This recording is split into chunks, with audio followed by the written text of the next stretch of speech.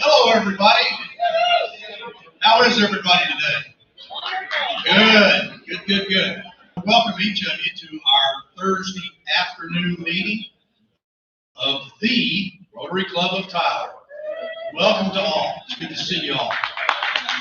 Guys, I apologize. I had to leave abruptly last week. My breakfast just wasn't agreeing with me. So I needed to get on out of here and go to the house, which is what I did. But anyhow, I felt fine by the end of the day, but I appreciate the concern that some of you folks have shown. Some of you folks are probably disappointed that I'm here. Thank you for your compassion, as always. All right, let me get my glasses out. And let me go ahead and take this opportunity to remind you and to remind myself to please silence your cell phone. And if you haven't signed up for the Club Runner app, we appreciate if you do that too. It makes us pianist Sarah Robert. I pledge allegiance to the flag of America and to the republic for which it stands, one nation under God, indivisible, with liberty and justice. Say, can you see my conquering light? What so proudly prepared is free, and the rockets prepare the thirsty in air, and prove the light that our flag was still there. Oh, stay us past God's flag, and for the land of the free and the home of the brave.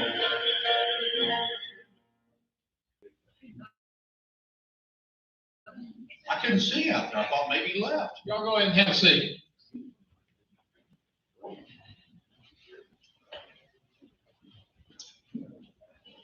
So good to see everybody here today. It's neat to be in Tyler, Texas, the United States of America, be able to sing like that. I like for the people around us to hear Larry and the rest of us. Amen. It's great that we might be an example for the world. So we thank you for Rotary that allows us to be a part of the good things that happen in America. And we thank you for this club. In Jesus' name, amen. Amen. All right, folks, who's got some visitors today? Rotary visitors anywhere? Anybody from another Rotary clubs? Another Rotary club. Glad to have you, Slogan. Back around the corner or right here? Go ahead. I have a lovely daughter, Hannah, before she goes back to A&M Galveston next week. So she said, can I go to Rotary? And I said, absolutely. Started a really wonderful shuttle service. Yes, so we affordable and convenient, and the best part is All right. Do you help anybody with Camp V? Camp V, just anything. Glad to have you. Back in the Sigler, many of you know Kenny. He's worked for the University of Texas Health Science Center as the director of development services. I've known him for years through fundraising circles, and we're glad to have him today. Glad to have everyone here today, especially you guests. All right.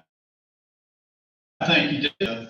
1960 was the day when Mary Kathleen Moran married Edwin Lynn Pascal. That was the day that my parents got married. And I was going to share that with you guys last week. So, yeah, very happy about that. Okay, so Rotary business. We've got our East Texas Symphony Orchestra concert in the park, September the 4th. We need a total of 8 Rotarian volunteers. Please see Holly to sign up. Duties are from 5:15 p.m. to 7:30 p.m.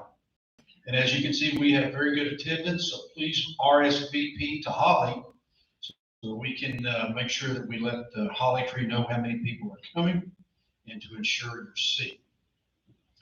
Semi-program for next week will be Robin Hampton of the East Texas Symphony Orchestra. So we're looking forward to that. And now I'd like to bring up Miss Dixie Walker to introduce this week's speaker.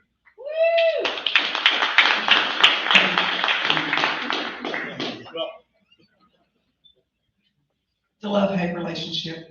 Yeah, it sure is. I forgot my glasses, so I'll really have to do this. Sorry, guys. Speaker today is Kevin Ellis. He is a Republican from Lufkin, serves as chair of the State Board of Education, having been appointed to this leadership role by Governor Greg Abbott on September 16, 2019. The chair confirmed Ellis in a 31-0 vote. I would say that's unanimous, right? Dr. Ellis was elected to be on the State Board of Education for 4.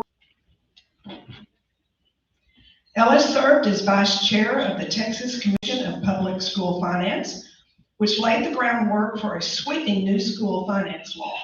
Ellis is a chiropractor and has operated Ellis Chiropractic since 1998. That same year, Ellis began attended Western Washington University and obtained his doctorate of chiropractic from the Texas Chiropractic College. Ellis and his wife, Shelley Cox Ellis, have 3 children. Thank all of y'all for having me today. It's always great to be in Tyler. As you mentioned, it's 31 counties that we represent, and it's just always great to get out and meet different people and members of the community. So again, thank you for having me today, and thank you for that introduction. So as an introduction, as she said, I am Dr. Kevin Ellis. I am the current chair of the State Board of Education. She mentioned there's 50. She mentioned that I am a chiropractor. I've been in Lufkin for 23 years in my chiropractic practice. I had a question earlier today, is State Board of Education a full-time job, or do I still have my regular job? And I explained that the State Board of Education is my volunteer work, and that my wife always appreciates it if I stay at my paying job a little more than I do my volunteer, but I'm able to sneak out a little bit here and there when she's not watching. So, mentioned all 3 of my children. They recently graduated from Texas A&M University, so I'm proud of that. Aggies here. So they all attended public school in Lufkin. I don't know if there's any former school board trustee. Unique perspective to see all the challenges, not just of the students that are going through the school system, but also of the educators, the teachers, the administrators, and the community. You really sit at a real central location to see all those needs. And in fact, when I ran, I was speaking with a former commissioner of education, and he made the comment that he felt during his time as commissioner of education that his best State Board of Education members were former school board trustees, because they had that perspective of really just seeing all the different sides of what goes on in a school district. So she also mentioned briefly, I was chosen to serve on the 13-member Public School Finance Commission. So we're going to have school choice, we're gonna have vouchers, and there's gonna be no school finance, something about school finance. They couldn't come together on a bill, so they decided to appoint a commission. Members, it was 3 senators, 3 House members, 6 other members of the public, and the chair of the Board of Education, which at that time was Donna McCourt, was able to appoint one of us to serve in that committee. So she chose me to serve on that. And that was a really, really interesting process. We were over 25 times in Austin during, that would have been 2018. And just looked at the entire school finance system from head to tail. And you know, the joke around Austin was there's only 5 people who truly understand the school finance system, and 4 of those are dead. So that's where we started. And really, honestly, I think the biggest thing about our school finance system at that time, before we made some of the changes, was not that you just couldn't understand it, it's just counterintuitive. There's just a lot of it that didn't make sense. So I got on the commission and I started thinking, okay, I've got these people who might agree with what I want to do here, and these people all can come together. And if we work it right, we might win on a 7-6 vote on some of the things that I felt were important. But you know, honestly, if we would have gone back to the legislature with a 7-6 vote on a report, I think all we would have shown them is that there's still disagreement about what needs to happen. In House Bill 3, if some of you follow what's going on in our school systems, HB 3 was passed that legislative session that came from the report we did and led to the largest infusion of new money into the public school system, probably of all time in any state. For sure here in the state of Texas. So it's pretty sweeping reforms.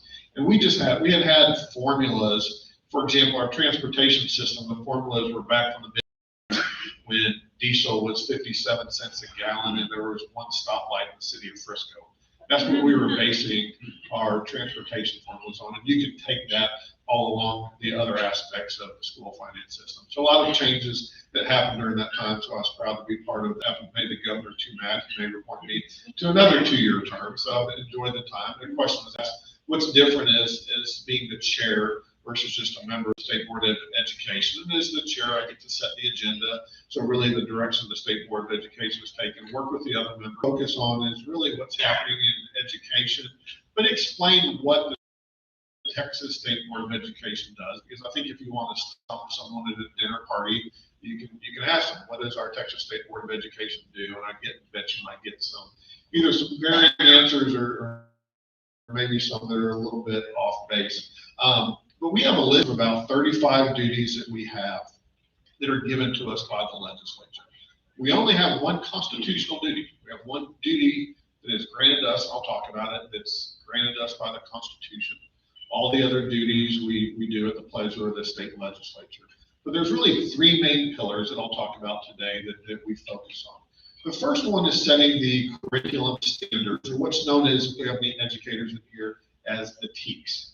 So what the TEKS are is the baseline, the outline. I refer to it as like the skeleton. So we have the curriculum standards, and every single school district comes up with a curriculum on how they're going to teach the curriculum standards. The curriculum standards are designed so that every 3rd grader across the state of Texas is learning the multiplication facts and whatever it is, math. And then there's 4 enrichment subjects, which are fine arts, health, tech applications, and languages other than English, like our foreign languages. Then you add in CTE, and so there's 9 different subjects that come up. So our main duty is adopting those standards, revising them. There's 9 topics. It takes about a year to revise one. So we come up with revising each one about every 10 years or so. So when one comes up on our scale, we really look at the whole thing. And I think English language arts was that way in 2017, that it took a full 2 years to do that revision with English. So there's lots of trickle down when we change the curriculum standards. It changes that school teachers teach our 5.5 million public students. So it directs, it's you know, I think it's probably the most important thing we do, because that's pretty significant. And not every state does what Texas does, spends the amount of time and effort in developing our curriculum standards. There's, I lose count exactly a program that's something similar to our curriculum standards, and I think that's the right way to do it. We change our curriculum standards. It also changes our textbooks, because if we have different things that need to be learned, it's going to change our textbooks. So after we adopt the curriculum standards, the textbook companies come in and publish a new book, and that's probably about the right time schedule. About every 10 years, your old books are probably wearing out physically anyways, and it's time to revamp those. So it changes the instructional material. And I'll talk a little bit more about that. It also changes the assessment system. We have the STAR test in the state of Texas, and that's tested on the Texas Essential Knowledge and Skills. So when we change our TEKS, it also changes our assessment system, and that's a hot topic for sure. So those are some of the things that make a difference. I mentioned English language arts. It was a 2-year revision that's running for the State Board of Education and talking to educators across our district. One thing I heard over and over and over was, we need to make sure that we streamline the TEKS. And what they mean by that is we put this in here. We want to make sure we put that in there. And everybody has their favorite thing that we want to make sure our students learn. Well, if you do that too much, you end up with too much material in a given year, and then that really puts a strain on our teachers, because they have to teach all of the TEKS every year. If you have two, it's a balancing act.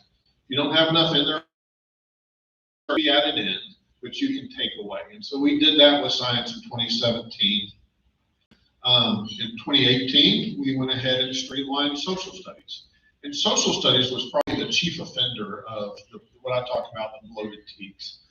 I don't have the numbers exactly. Generally, I remember when they looked at all the different 4-course subjects in K through 12, so in every grade, the 3 largest number of courses it had, the number of student expectations, was 3 social studies topics, and one of them had like 130, one had about 115, one had 110. The 4th most in any subject in any grade was only 60. So those, you can see by those numbers, were really high. And we ended up streamlining about 20% of those. So now they learn about 320. But again, that's that balance. Is we don't want them to miss out on learning on something, but we don't want to have so much in there that they can't get into the depth of knowledge. The most controversial aspects we've had during my time on the board was the health TEKS that we did in 2020. Health has sex education there, and as you can imagine, that was pretty controversial. I mentioned that we revise our standards every 10 years. Well, 10 years ago, the State Board of Education just pretended it wasn't time to do that, and they just didn't get to it. So it had literally been 22 years since our health TEKS were revised, and bringing that back up to where we are today. And we will take up our first reading for K through 8 science. So that's where we're at right now. And then we will begin the full revision of social studies next year, 2022. And with everything that's going on in our country right now, that's going to be an interesting time also on how we deal with the social studies standards next year. Through the State Board of Education, be policies that only about 2012, where publishers can go directly to a school district. They go to Tyler ISD and have a math book and say, we want you to buy this book that wasn't adopted by the State Board of Education, but we want to come to you directly. They can do that. They have the extra duty that district does of confirming that that book covers the TEKS, that all the information's in there. But they've had that opportunity for about 8 or 10 years. And most boards of TEKS can't have factual errors. We don't want errors in our textbook. They have to be suitable for grade level. So that'll be important when we come up with our health textbooks that'll be coming up shortly.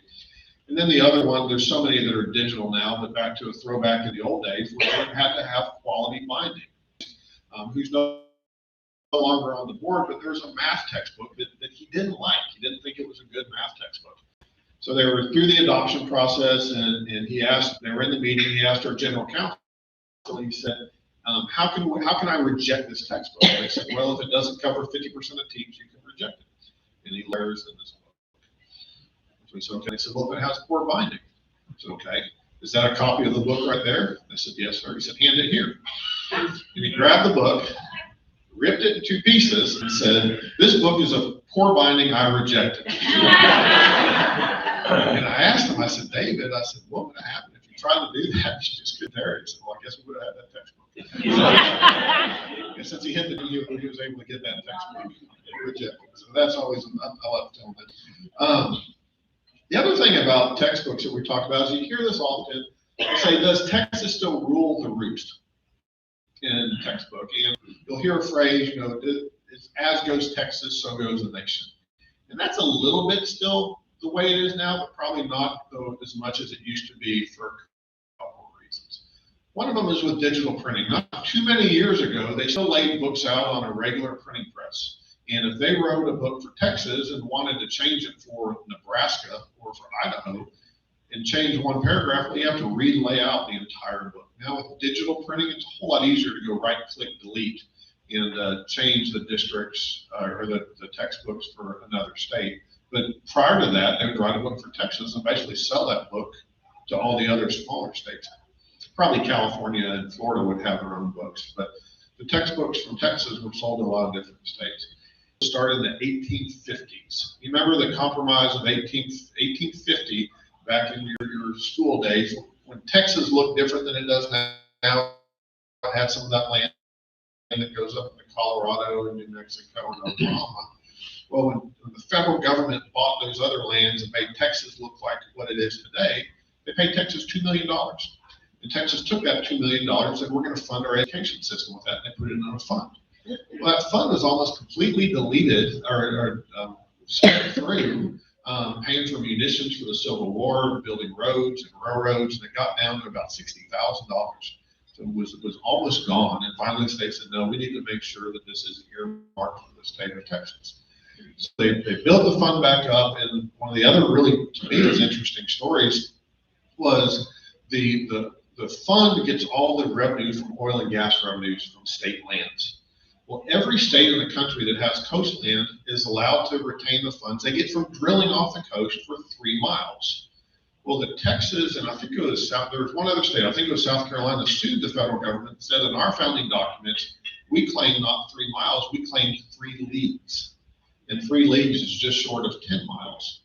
And Texas and one other state won that lawsuit. And so now Texas retains all the funds that come in from drilling up to, I think it's 9.6 miles off their coast as opposed to 3 miles. And you can imagine how much revenue that's brought in. So that's allowed that $2 million initial investment that went down to us about 60,000 to now be over, we just crossed $50 billion in the permanent school fund. It's the largest educational trust in the United States. It recently passed Harvard. And the State Board of Education manages that fund. We have a whole team that does it. We're not sitting there buying and selling stocks every day. But there is a team that we manage that does that. So what we do with that is every biennium we pull a certain percentage of that off, typically about 3, 4, 5%. And we help fund education in the state of Texas with those funds. We use what's called intergenerational equity, and that's a big fancy term that says we're going to make sure we value tomorrow's students the same as we do today's students. If we pull too much off, if we go too high percent,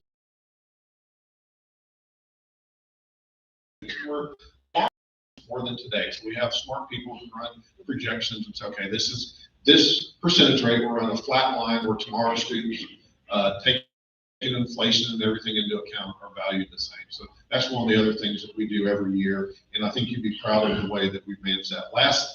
This previous biennium, we distributed $3.4 billion